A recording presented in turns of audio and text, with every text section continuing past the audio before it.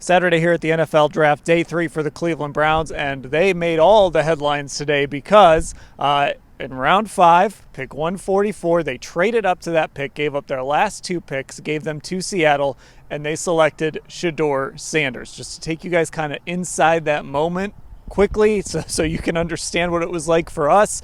We were sitting there was a press conference going on with their 3 picks from yesterday. Dillon Gabriel was not here, he's still en route to Berea, but their other 3 picks from Friday were having a press conference, and then all of a sudden, the Browns traded up, they're on the clock.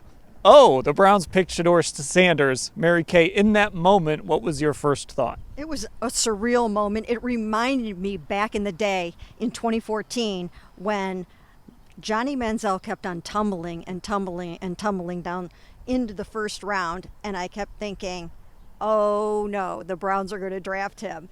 And the same thing happened with Shedeur. And not that I didn't want the Browns to draft Shedeur, because I actually was in favor of them drafting him for a very long time at number 2 overall. But here we are on day 3, thinking it's time for the salad and the pizza, and we're going to wrap things up and go home. And now Shedeur Sanders is here. And of course, it's a larger than life situation. He's legendary. He's the son of prime, Deion Sanders. There's just going to be so much drama and hype around this.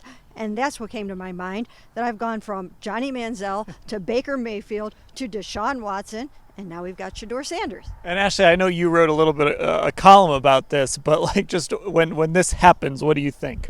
After a while, I'm like, what? Duh. Why didn't I just always expect that this is how this was going to go? And I said, I've been a Browns fan my entire life, and then I started covering this team in 2021, and in that very short amount of time, I feel like I've lived several lifetimes. You think back to October 2021, all the things that have happened. Odell Beckham Jr. forced his way off this football team. Baker Mayfield requested a trade. Deshaun Watson came here via a trade that no one expected. All his subsequent injuries. Joe Flacco's magical resurgence in 2023 happened. And just recently, we dealt with Myles Garrett requesting a trade and then signing a historic extension. So, of course, the Browns were going to be at the center of the NFL universe via Shedeur Sanders. It's in many ways a match made in heaven. But like Mary Kay, the other point I made in that column is I argued at the Combine this was a favorable fit for Shedeur's skill set to be in a Kevin Stefanski offense. So it also makes sense in that way, but the Browns are gonna Browns. That's just how it goes. Yeah, so from a football standpoint, obviously, Mary Kay, it's easy to make the argument that the Browns, look, they're taking a flyer on this guy. They're taking a lottery pick on a guy that a lot of people are saying, well, maybe should they take him at number 2? We've got a bunch of podcasts out there where we have that very debate.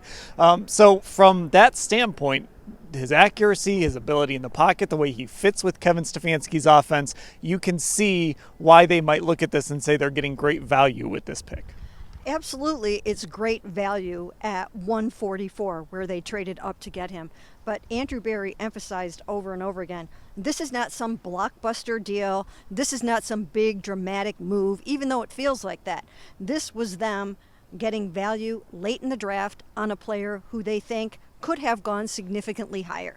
Maybe not in the second round, maybe not even late in the first, but someone that they felt could have gone higher to anyone, not them, because they passed up 5 other opportunities to draft him.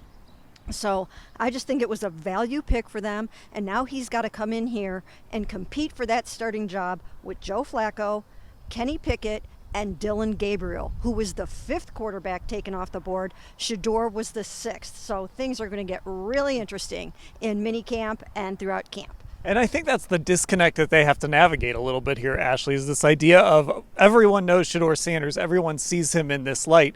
He is arriving to Cleveland as a 5th-round pick, a lottery ticket, a guy taking a flyer who's going to have to compete. This isn't Shedeur Sanders at number 2. This is day 3, 5th-round pick Shedeur Sanders, and the Browns are going to have to balance kind of everything that comes with him with this is kind of your status right now. Yeah, and to that point that Andrew Berry made, that it's not a quote-unquote blockbuster, I mean, it's not in terms of what they had to give to acquire Shedeur Sanders, but it is in the sense of everything with Shedeur Sanders' profile, the fact that he is Deion Sanders' son, obviously, and everything that comes with that. I mean, for better and worse, he was one of the biggest stories this draft cycle, and now he's here. So yes, not a blockbuster in the sense that you didn't have to give up that number 2 pick to get him, but a blockbuster in the sense of everything you're now bringing into the building, because I don't think those two things are going to necessarily coincide seamlessly right now. Yeah, let's just say there aren't going to be, I don't know how many people here when the Browns have rookie minicamp in a couple weekends to talk to Dylan Gabriel or even Mason Graham, who was the number 5 pick in this draft. Okay, we've obviously been covering this all day. We'll continue to cover it as it develops over, I don't know, years and years here, I guess, Mary Kay. Cleveland.com/Browns is where you can find it.